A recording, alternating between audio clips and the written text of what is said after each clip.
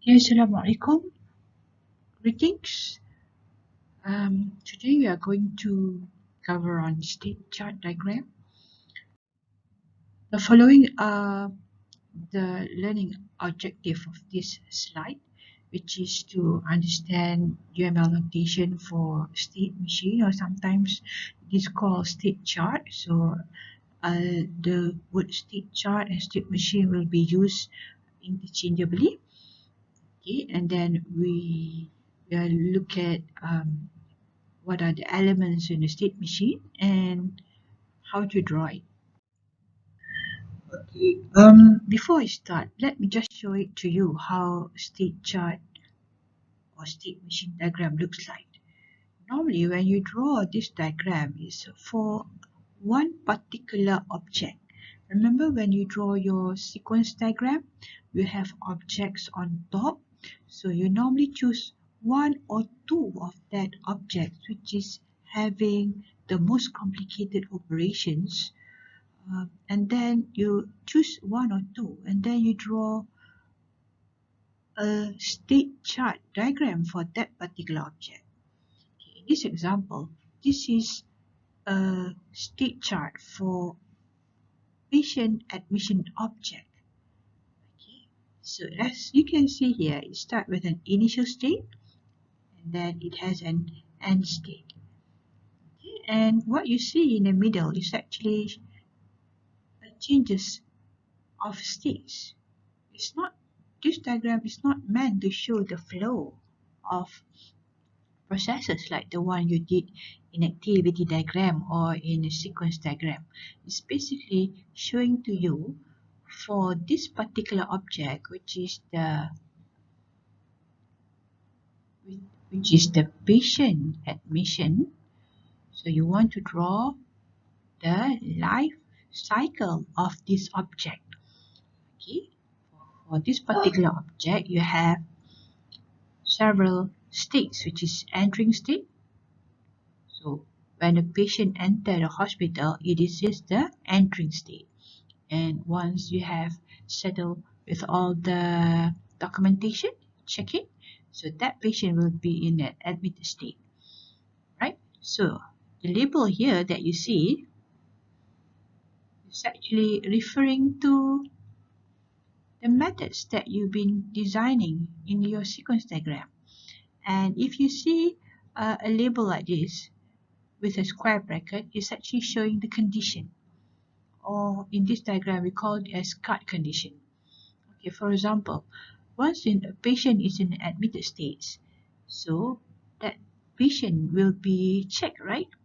So from time to time, the condition will be checked. If that patient is in healthy condition, it will be, he or she will be released. If that patient is still not healthy, he or she will be put under observation until he is healthy. Okay, so just to highlight to you again that this diagram is meant to show the life cycle of a particular object. That object is normally being chosen due to its having a complex operation inside it. How do you know whether an object is complex or not? One rule of thumb that you can follow is that if, remember when you draw your sequence diagram, you keep on having the same object again and again in your sequence diagram, right? It appears more than one time and it has many operations going inside it. So that is a good candidate for you to draw a state chart for that object. Going back to the, you can go back to the previous slide. Okay, this is another example. Remember when you learn your data structure, you learn about stack. If I can help you to recall, stack is basically like you putting a stack of books on a table, right? So this diagram is to show the state chart for an object which is a stack. And if you can see here, you have an initial state, final state here, and then you have this is the states. So it's actually showing the life cycle of this stack object. So what is the life cycle? It starts with empty. There's nothing in the stack. And then you keep on putting something inside the stack. It's become loaded. And then remember, stack sometimes has maximum capacity, right? So if it's reaching the maximum capacity, it will be full. So then you can see the transition, the arrow moving from one state to another, and you can see in most of the transitions, the arrow, you can see an event that make it to change from one state to another.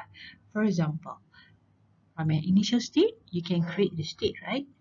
So at the first time when it's being created, it's empty. There's nothing there, right? So if you want to pop it, if you want to delete something on it, then it will occur error, right? Because there's nothing there and you want to remove something from it, of course there will be error. And if you push something, when you want to add something to the stack, it's moved from empty state to loaded state. So there is something there already. And you can keep on pushing it. You can keep on adding as long as it's not full. Okay, so or you can remove it. You can pop it up. You can do that again and again and again, as long as it's not empty.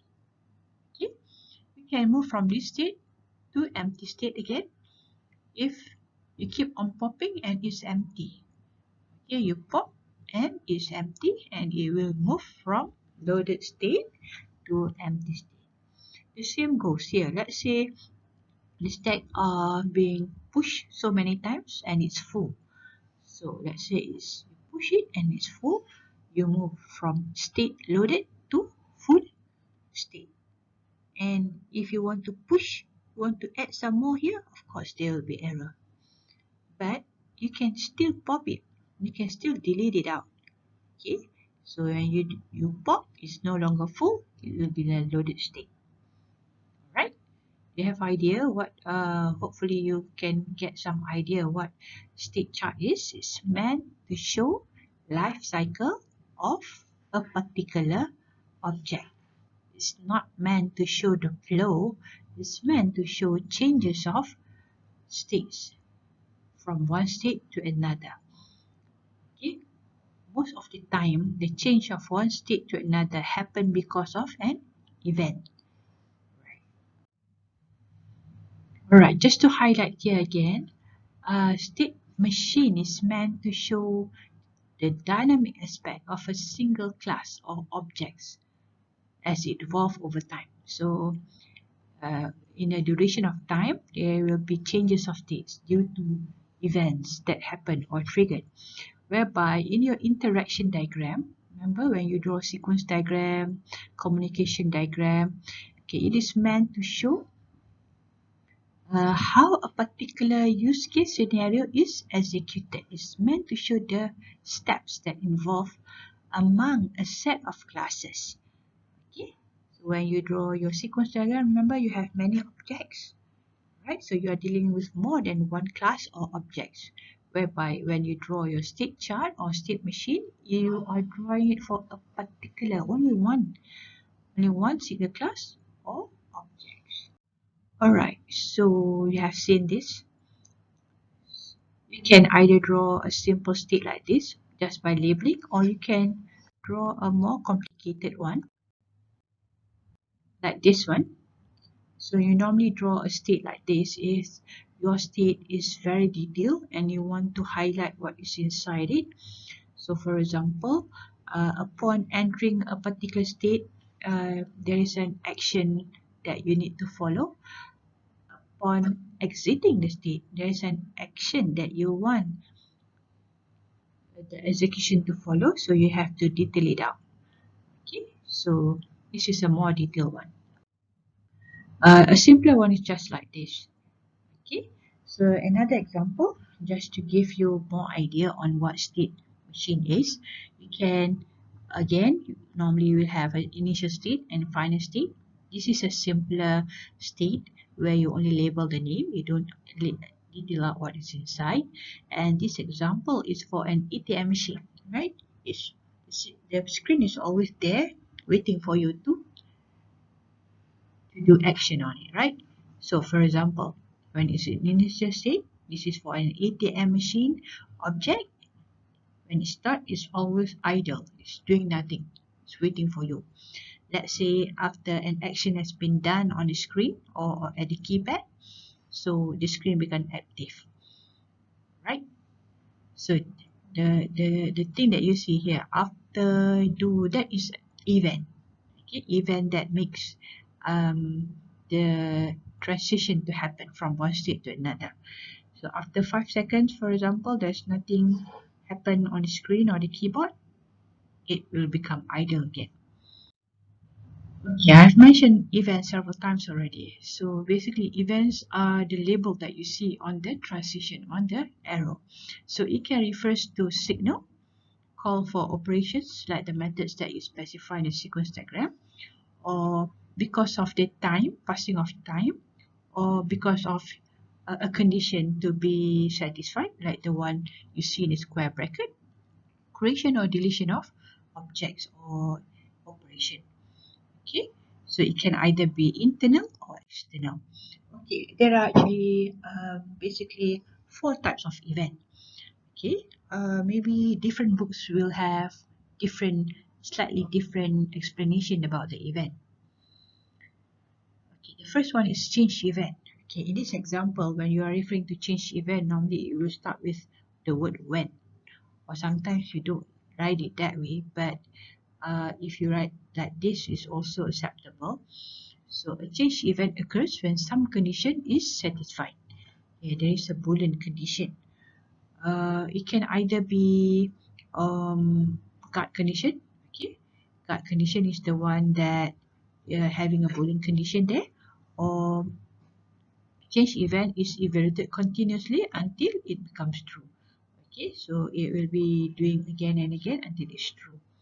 Another one is called time event. Event is due to time. The time is passed because of the one that because the time is passed.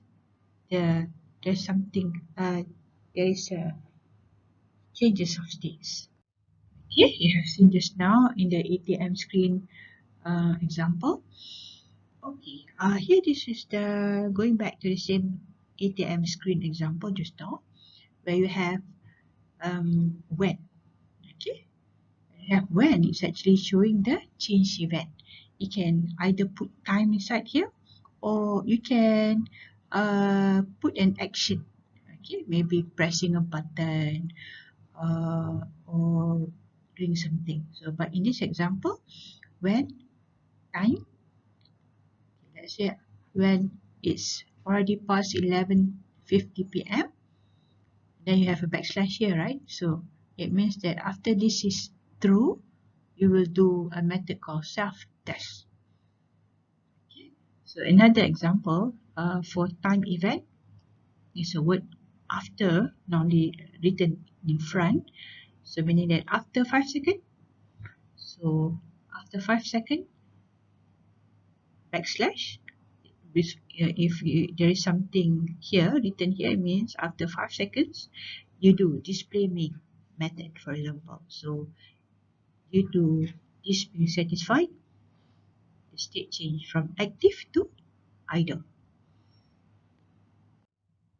Okay, the third kind of event is called call event. This is like the one that you've been doing in your sequence diagram, where you have been written the method name, right? So this event happens when object, remember in this case is the ATM screen object, receive a call to one of its operation. Maybe this object receive a call for its method, either from other objects or within itself. Okay.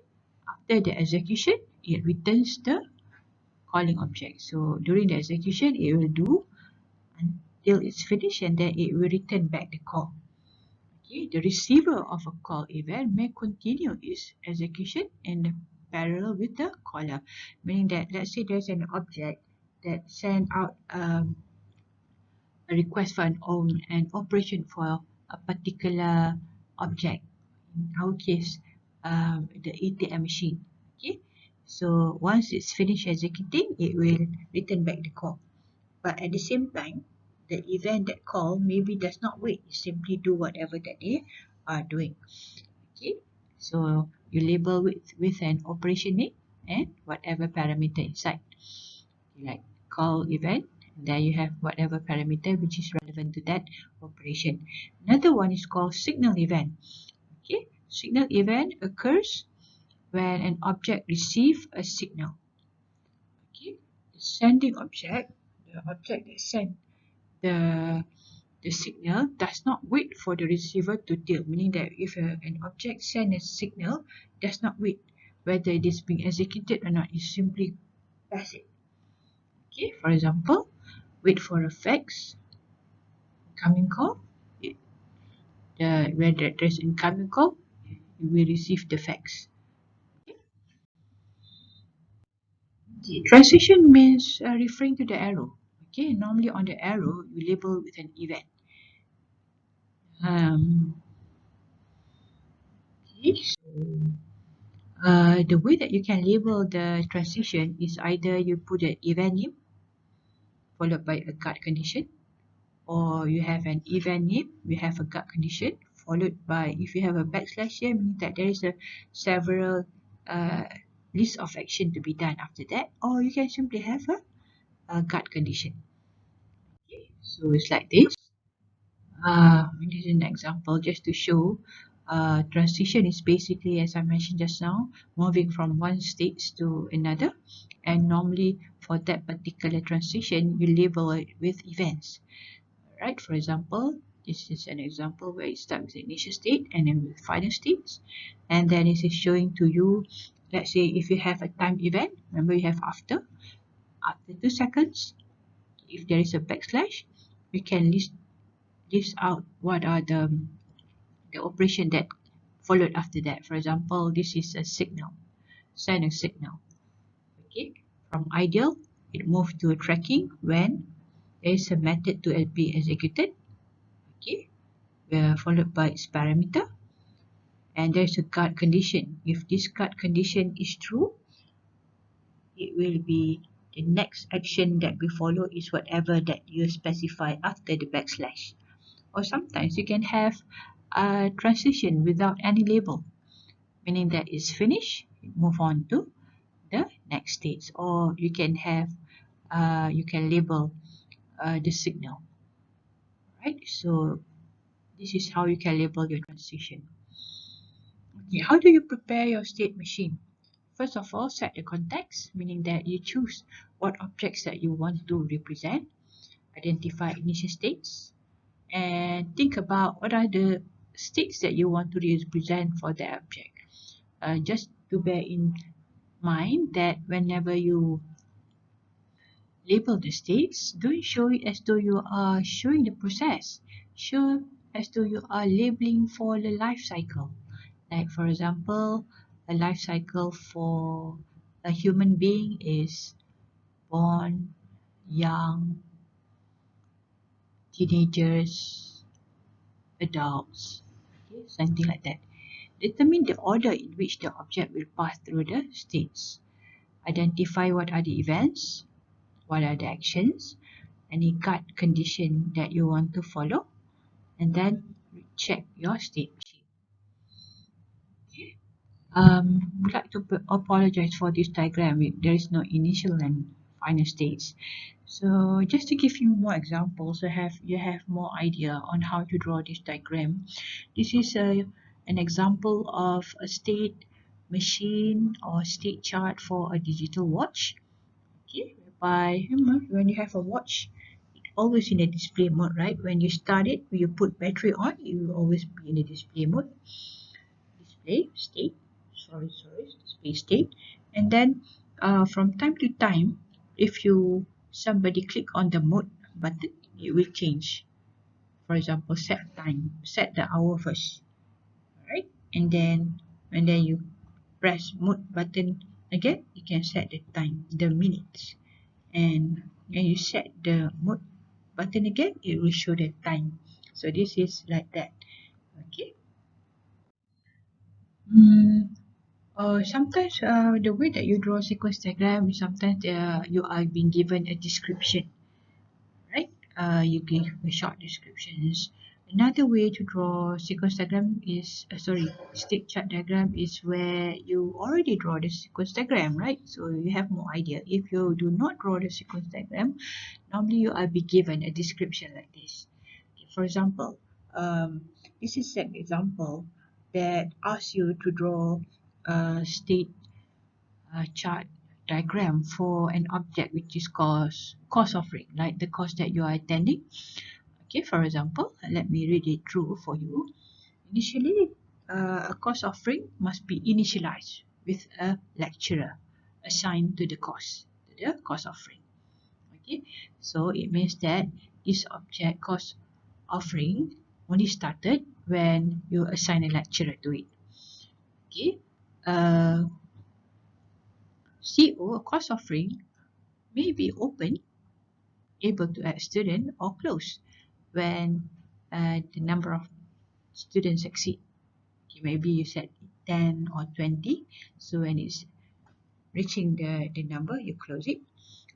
Assume that the number of students to be assigned in this example is 10. Okay, whenever there are students to register in the course offering, ask course register object, which is an external object, to create the course offering in the list. Okay, the course offering must count the number of students added.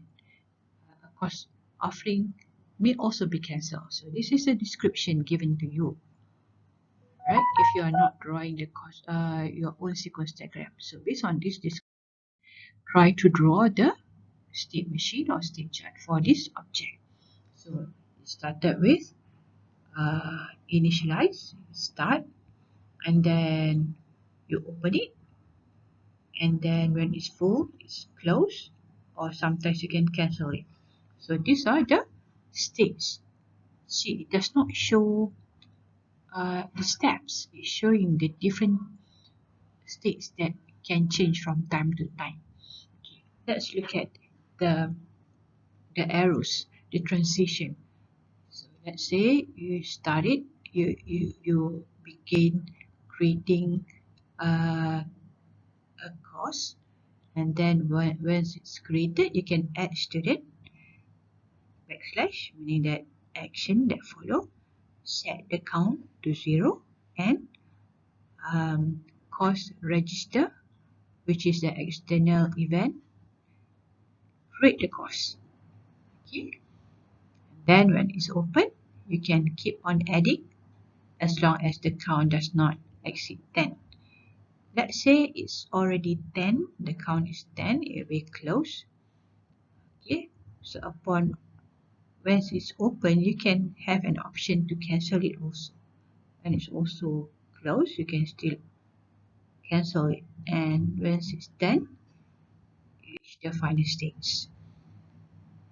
Right, I leave this exercise to you so that you can try to draw it by yourself. Hopefully it can give you some idea on how to draw this diagram. And again, I would like to remind you that this diagram is not meant to show the flow of the process. It's meant to show the life cycle for a particular object which is having enough complexity that you want to show, and you draw it for one particular object, not for all. Right, thank you. Hopefully that this video is beneficial for you. Hope to see the solution, and I'll give you more exercise in class so that I can check whether you really understand on the content or not.